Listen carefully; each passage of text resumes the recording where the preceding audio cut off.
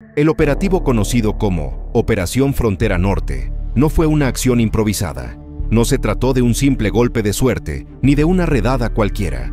Fue una estrategia meticulosamente planeada y ejecutada por múltiples fuerzas de seguridad con un solo objetivo en mente: desmantelar células del crimen organizado que operaban en Sonora. Pero, ¿quiénes estuvieron detrás de este operativo? ¿Cómo se llevó a cabo? ¿Y qué tan grande fue el impacto real? Vamos a desglosarlo. Para empezar, hablemos del tiempo y la logística.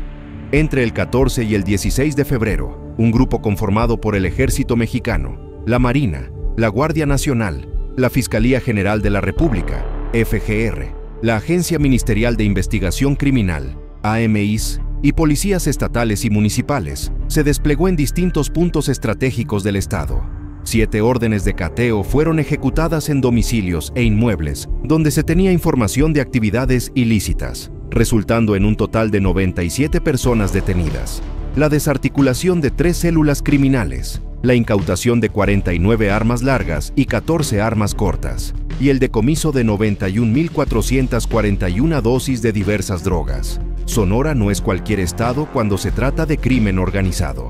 Su ubicación lo convierte en una de las puertas de entrada más importantes para el tráfico de drogas hacia Estados Unidos. Con una enorme franja fronteriza que colinda con Arizona, este territorio es un punto clave en las rutas del narcotráfico. Y ahí es donde entra en juego la Operación Frontera Norte, un esfuerzo por frenar el flujo de sustancias ilegales y atacar las estructuras criminales que las controlan. Pero este tipo de operaciones no se hacen de la noche a la mañana. Detrás de cada arresto, cada decomiso y cada cateo, hay meses de trabajo de inteligencia. Se recopilan llamadas, se monitorean movimientos sospechosos, se infiltran informantes y se rastrean conexiones entre grupos delictivos. Cada detalle cuenta para coordinar un golpe preciso que no solo afecte a los operadores menores, sino que logre desmantelar redes completas. Uno de los momentos clave de este operativo fue la ejecución de 26 órdenes de aprehensión, de las cuales 10 estaban relacionadas con desaparición de personas y una con homicidio. Esto no solo evidencia la gravedad de los delitos de los detenidos, sino que también revela una realidad perturbadora. Muchos de los grupos criminales que operan en Sonora no solo se dedican al narcotráfico, sino también a la desaparición de personas como parte de su modus operandi. Y por si eso fuera poco, los agentes también descubrieron y destruyeron un campamento clandestino, una especie de base de operaciones utilizada por los criminales para esconderse, planear movimientos y almacenar armas o droga. Pero lo más impactante fue el hallazgo de un túnel clandestino en la frontera de Nogales, lo que confirma que el crimen organizado sigue utilizando estos métodos para mover mercancía ilegal sin ser detectado. Ahora bien, un operativo de esta magnitud no ocurre sin levantar polvo. Con la captura de casi 100 personas, es inevitable preguntarse, ¿quiénes cayeron realmente? ¿Son solo operadores menores o también hubo peces gordos? Hasta ahora, las autoridades no han revelado nombres específicos de las organizaciones afectadas, lo cual deja muchas preguntas en el aire. Sin embargo, algunos indicios sugieren que los grupos golpeados podrían estar ligados a los principales cárteles que operan en la región, incluyendo facciones del cártel de Sinaloa y otros grupos rivales. Pero aquí viene el gran dilema. ¿Qué impacto real tiene esto en el crimen organizado? Por un lado, es innegable que incautar casi 100.000 dosis de droga y detener a decenas de criminales afecta las operaciones de estas organizaciones. Golpea su logística, su financiamiento y su capacidad de operar con normalidad. Pero por otro lado, sabemos que el narcotráfico funciona como una máquina bien engrasada. Cuando una pieza cae, otra toma su lugar. No hay que olvidar que en México hemos visto esto una y otra vez. Golpes espectaculares que parecen cambiarlo todo, solo para darnos cuenta unos meses después de que la estructura criminal sigue intacta. Entonces, la gran pregunta es, ¿esta operación fue realmente un avance en la lucha contra el crimen o simplemente un show para calmar la presión? Lo cierto es que, independientemente del impacto a largo plazo, este operativo sí representa una advertencia para los grupos delictivos en Sonora. El gobierno está mostrando los dientes y no parece dispuesto a ceder terreno tan fácilmente. Pero aún falta ver qué pasa en los próximos meses, si habrá más operativos, si se revelarán los nombres de los líderes capturados, o si este fue solo un esfuerzo aislado. Las células criminales desmanteladas, golpe letal o solo un tropiezo. Cuando se habla de la Operación Frontera Norte y sus más de 90,000 dosis de droga aseguradas, 110 detenidos y 48 vehículos incautados, la pregunta más grande sigue siendo: ¿quiénes eran realmente estos detenidos? ¿Estamos hablando de sicarios de bajo nivel, operadores logísticos, narcomenudistas o verdaderos líderes del crimen organizado? Las autoridades anunciaron que en este operativo se desmantelaron 3 células criminales completas, pero sin mencionar a qué organizaciones pertenecían. Esto, en un estado como Sonora, donde los cárteles más grandes de México tienen presencia, es un detalle que no puede pasarse por alto. Porque, si bien sabemos que las principales estructuras del narcotráfico siguen intactas, lo que sí cambia es el equilibrio de poder dentro de estas organizaciones. Los Deltas, el brazo armado de los Chapitos. Uno de los nombres que más ha sonado en los últimos días es el de Arat Edrei R., alias Gama 15, o El Gordo, un presunto cabecilla de los Deltas, un grupo que opera como brazo armado de los Chapitos, la facción del cártel de Sinaloa liderada por los hijos de Joaquín, El Chapo, Guzmán. Los Deltas han estado involucrados en una serie de ejecuciones y enfrentamientos violentos en el estado. Son sicarios altamente entrenados, encargados de proteger cargamentos, eliminar rivales y sembrar el miedo entre la población. La captura de un líder como Gama 15 no es un golpe menor, porque afecta directamente la capacidad operativa del grupo. Pero aquí hay que hacer un alto y preguntarse: ¿qué tan fuerte es realmente este golpe? En el mundo del crimen organizado, cuando un líder cae, otro toma su lugar casi de inmediato. Y cuando se trata de un brazo armado, la rotación de mando suele ser aún más rápida. Si bien es cierto que la captura de un cabecilla puede generar confusión dentro de la organización, difícilmente significa la desaparición de la célula en su totalidad. El túnel clandestino, la joya del operativo. Si bien el arresto de criminales como Gama 15 es importante, otro hallazgo dentro de la Operación Frontera Norte ha generado aún más impacto: el descubrimiento de un túnel clandestino en Nogales, en plena frontera con Estados Unidos. Los túneles son una de las herramientas más sofisticadas del narcotráfico. Permiten mover grandes cantidades de drogas sin ser detectados, burlando retenes, vigilancia fronteriza e incluso radares térmicos. Construir un túnel de este tipo no es barato ni rápido. Requiere ingenieros, maquinaria especializada y un nivel de organización impresionante. El hecho de que las autoridades hayan encontrado y desmantelado un túnel en este operativo sugiere que el golpe fue más grande de lo que parece. No estamos hablando de una simple casa de seguridad o un narcomenudista arrestado en la esquina. Esto es infraestructura criminal de alto nivel. Sin embargo, aquí es donde surge otra interrogante: ¿cuántos más hay que no han sido detectados? Porque por cada túnel que las autoridades encuentran, se estima que hay al menos 3 o 4 más, operando en distintas partes de la frontera. Si bien la destrucción de esta vía subterránea representa un duro golpe logístico, es ingenuo pensar que el tráfico de drogas se detendrá por completo.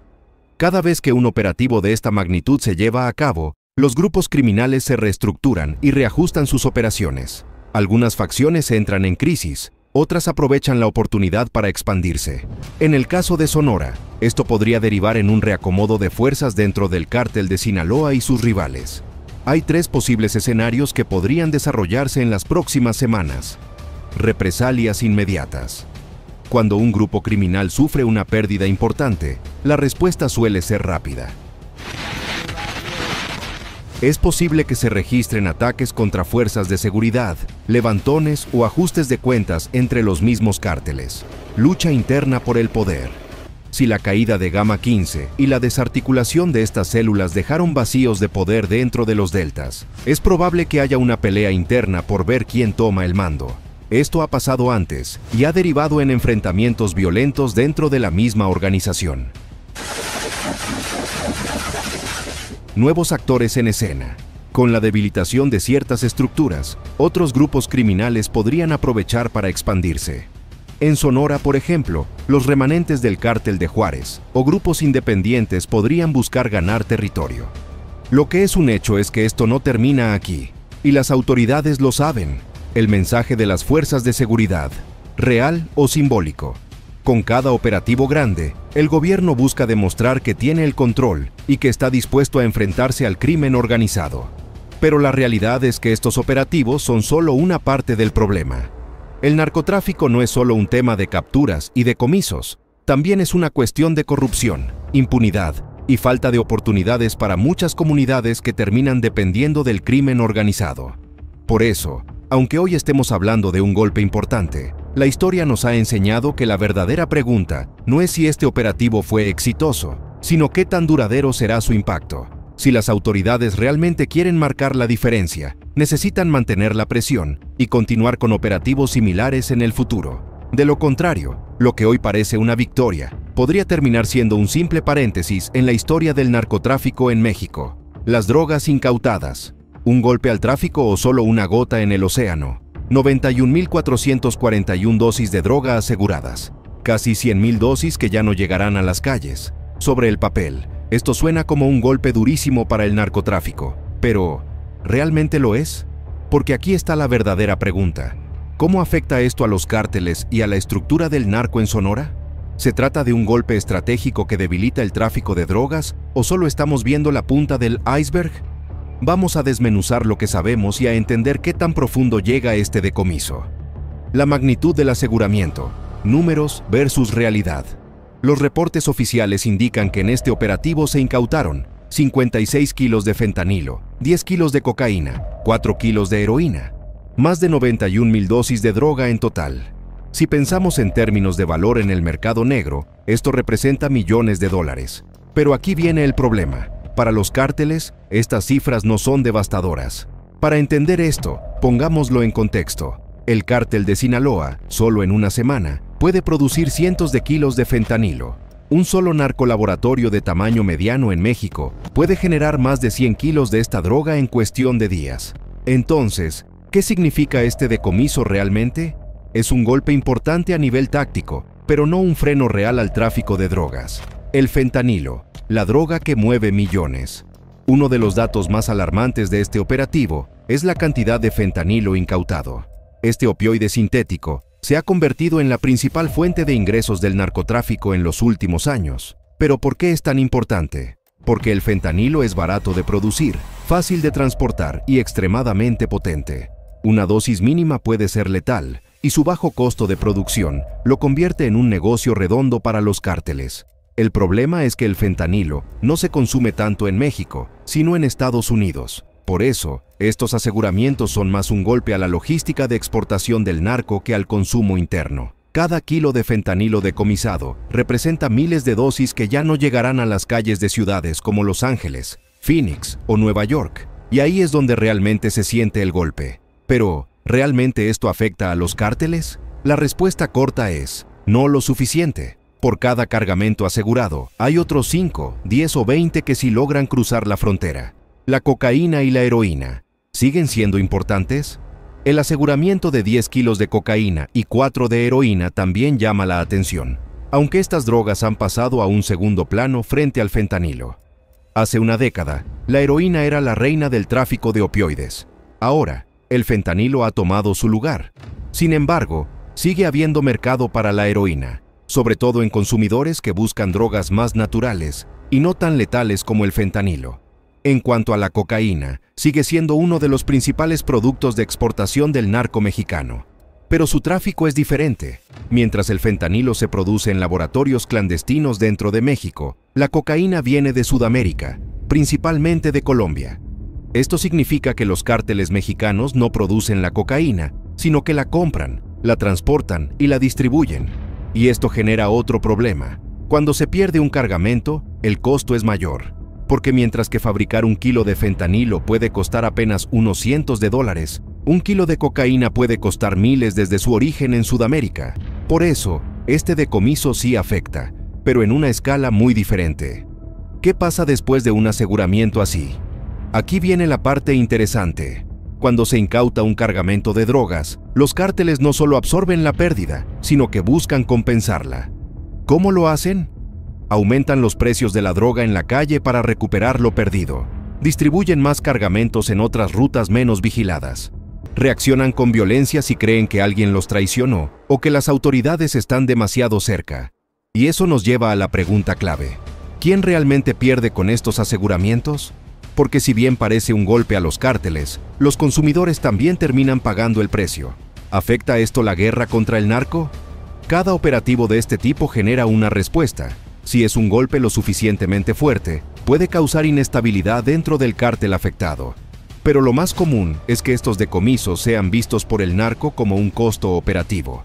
Las organizaciones criminales tienen márgenes de ganancia enormes y cuentan con recursos suficientes para absorber estas pérdidas. Por ejemplo, en 2019, la DEA estimó que el cártel de Sinaloa mueve al menos $3.000 millones al año. Un decomiso de 56 kilos de fentanilo puede representar apenas un 0.1% de su operación total. Es decir, no es un golpe letal. Pero hay algo que sí afecta: la imagen del cártel y su relación con sus compradores en EU. Cuando un cargamento importante se pierde, los compradores en Estados Unidos se ponen nerviosos, buscan otros proveedores o exigen más seguridad en los envíos. Y eso sí puede generar tensión dentro de la organización criminal. ¿Qué sigue ahora? Después de un decomiso así, lo más probable es que los cárteles ajusten su estrategia. Cambiarán rutas de tráfico para evitar más pérdidas. Usarán más corrupción para facilitar el cruce de droga. Aumentarán la producción de fentanilo para compensar lo incautado. Y mientras tanto, las autoridades seguirán persiguiendo cargamentos, pero con la certeza de que el problema no termina aquí. Porque por cada decomiso exitoso, hay cientos de cargamentos que sí cruzan la frontera. Entonces, ¿esto fue una victoria o solo un pequeño golpe? Depende de cómo lo veamos. Para las autoridades, es un éxito importante porque significa que se evitó que casi 100.000 dosis de droga llegaran a las calles. Pero para los cárteles, es solo un contratiempo. Un golpe menor que no detendrá el tráfico de drogas en Sonora. El túnel clandestino y el campamento. Las sombras del narcotráfico en la frontera.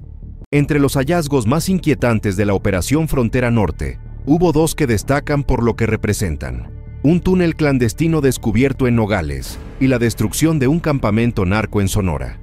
¿Pero qué significa esto realmente? Porque no estamos hablando solo de un pasadizo subterráneo, ni de un par de casas improvisadas en medio del desierto. Estamos hablando de la infraestructura oculta del crimen organizado, de su capacidad para operar en la sombra y burlar a las autoridades. Los túneles del narco, una historia de creatividad y crimen. El descubrimiento de un túnel clandestino en Nogales no es una sorpresa. De hecho, es solo un eslabón más en una larga cadena de pasadizos secretos que han sido utilizados por los cárteles para traficar droga, dinero e incluso personas. Desde hace décadas, estos túneles han sido una de las herramientas más efectivas del narcotráfico para sortear la vigilancia en la frontera. Y hay razones para esto: evadir la tecnología. Las cámaras, drones y sensores de movimiento en la frontera hacen que sea cada vez más difícil cruzar grandes cantidades de droga sin ser detectados. Reducir el riesgo de enfrentamientos. En lugar de intentar pasar con cargamentos enormes por los puntos de revisión, los cárteles prefieren ir por debajo de la tierra. Tener rutas seguras y exclusivas. Un túnel bien construido les permite mover drogas de forma rápida, sin depender de coyotes o transportistas poco confiables. Pero la pregunta clave es: ¿qué tan avanzados son estos túneles? Túneles del siglo XXI. Alta tecnología al servicio del narco. Si estás imaginando un túnel hecho con palas y picos, te quedaste en los 90. Los túneles que usa el crimen organizado hoy en día no tienen nada que envidiarle a las construcciones militares. Muchos cuentan con sistemas de ventilación para evitar que los trabajadores se asfixien, rieles y carritos eléctricos para mover la droga con rapidez, estructuras reforzadas con madera o concreto para evitar derrumbes, luces LED y generadores de energía para operar en total oscuridad. En algunos casos, los túneles incluso tienen elevadores y sistemas hidráulicos para facilitar el transporte de mercancía. Y aunque pueda parecer sorprendente, estos túneles no son obra de cualquier persona. Los cárteles contratan ingenieros, arquitectos y expertos en minería para diseñarlos. Así que cuando las autoridades encuentran uno, ya hay otros 5 en construcción. Nogales, la capital de los túneles. El hecho de que este túnel haya sido descubierto en Nogales tampoco es casualidad. Nogales es una de las ciudades donde se han encontrado más túneles clandestinos en la historia del narcotráfico. ¿Por qué? Porque la ciudad está dividida por la frontera con EU, pero sus sistemas de drenaje y alcantarillado están conectados de manera subterránea. Los cárteles han aprovechado esta estructura para camuflar sus propios túneles y hacer que sean más difíciles de detectar. De hecho, en los últimos 20 años, se han encontrado más de 200 túneles solo en Nogales. Así que la gran pregunta no es si hay más túneles en operación, sino cuántos hay que aún no han sido descubiertos. El campamento narco, un pequeño ejército en las sombras. Otro de los hallazgos importantes de este operativo fue la destrucción de un campamento clandestino del narco. Y esto es importante porque no estamos hablando de un par de casas improvisadas en medio del monte. Estamos hablando de una base de operaciones del crimen organizado. ¿Qué es exactamente un campamento clandestino? Básicamente, es un sitio donde los sicarios y operadores del narco se esconden, se entrenan y planean sus movimientos. Algunos de estos campamentos son utilizados para entrenar sicarios. Los nuevos reclutas reciben instrucción en combate, uso de armas y tácticas de guerrilla, esconderse de las autoridades. Son puntos seguros donde los criminales pueden esconderse después de cometer un delito. Coordinar envíos de droga. Funcionan como centros logísticos para almacenar y distribuir mercancía, fabricar armas o drogas. En algunos casos, los cárteles montan pequeños laboratorios clandestinos para producir metanfetaminas o fentanilo. Lo preocupante es que muchos de estos campamentos están equipados con torres de vigilancia, armamento pesado y sistemas de comunicación avanzados. Es decir, no son simples refugios, son fortalezas improvisadas en medio del desierto. ¿Qué significa la destrucción de un campamento para el narco? A diferencia de un túnel, un campamento es más fácil de reemplazar. ¿Por qué? Porque los cárteles pueden simplemente moverse a otro sitio y volver a construirlo. De hecho, muchos de estos campamentos se instalan en terrenos de difícil acceso, como montañas o selvas, para evitar que sean detectados. Así que aunque este hallazgo es importante, no representa un golpe letal al crimen organizado. ¿Qué sigue ahora? Con el descubrimiento del túnel y la destrucción del campamento, las autoridades han dado un golpe importante, pero temporal. El crimen organizado no se detiene con una operación, sino que se adapta. Lo que veremos en los próximos meses es nuevos túneles siendo excavados en otras ciudades, nuevos campamentos apareciendo en zonas aún más remotas, un ajuste en la estrategia del narco para seguir operando. Porque si hay algo que el narcotráfico ha demostrado, es que siempre encuentra la forma de sobrevivir. Entonces, ¿realmente estamos avanzando en la lucha contra el crimen o solo jugando a tapar agujeros? Te esperamos en el próximo video.